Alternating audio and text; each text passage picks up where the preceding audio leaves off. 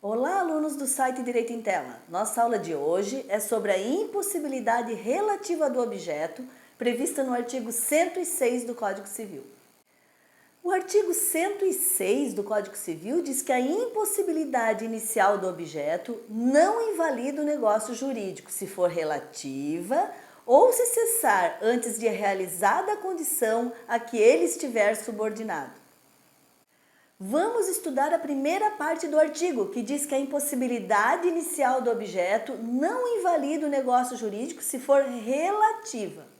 Primeiramente, devemos lembrar que o artigo 104 do Código Civil diz que a validade do negócio jurídico requer um objeto possível. Então, veja bem, objeto possível torna o negócio jurídico válido e o objeto impossível torna o negócio jurídico inválido. Mas toda a impossibilidade do objeto sempre vai acarretar na invalidade do negócio jurídico? A resposta é não.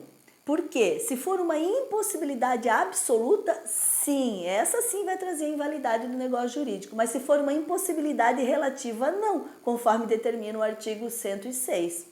A impossibilidade absoluta é aquela que alcança a todos e não apenas o devedor. Não só o devedor não vai poder fazer, como também ninguém vai poder. E a impossibilidade relativa é aquela que alcança apenas ao devedor. Outros podem fazer, mas o devedor por algum motivo não pode. Devemos também lembrar a impossibilidade quanto ao tempo. Ou seja, a impossibilidade para o presente não significa sempre a impossibilidade para o futuro, conforme determina o Civil de Salvo Venosa. O que é impossível hoje pode não ser impossível amanhã.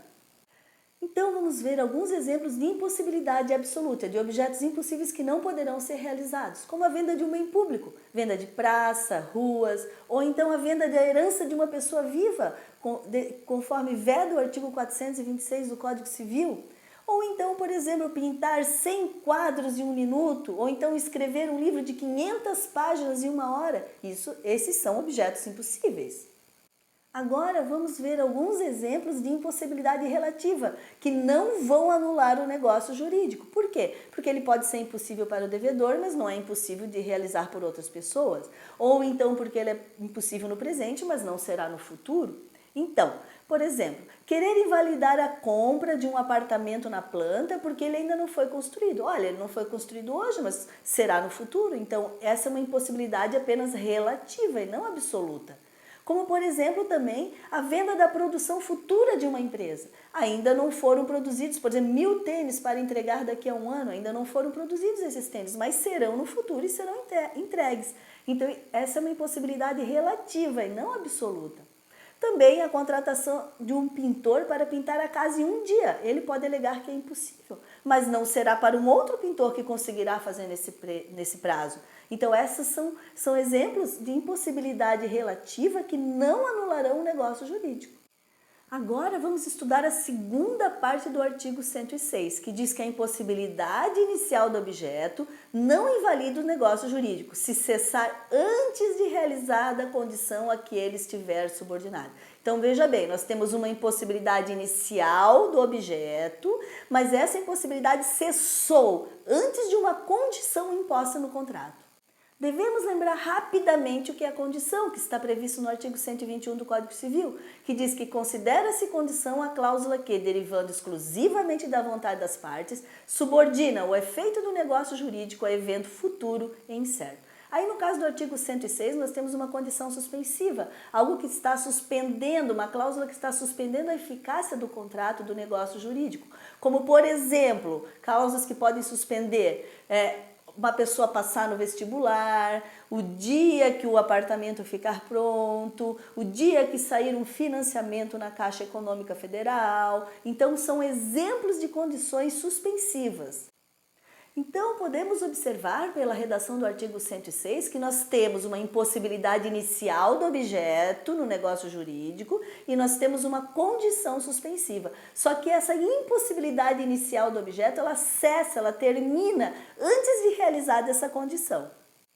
Então, vamos entender melhor com um exemplo. Digamos que eu contrato para trabalhar na minha empresa um bacharel em Direito para ser advogado da minha empresa. No entanto, ele ainda não tem OAB, não passou na OAB, não tem a carteirinha. Eu contrato ele para exercer a atividade de advogado daqui a 6 meses. Veja bem, esse objeto é inicialmente impossível porque ele não é advogado ainda.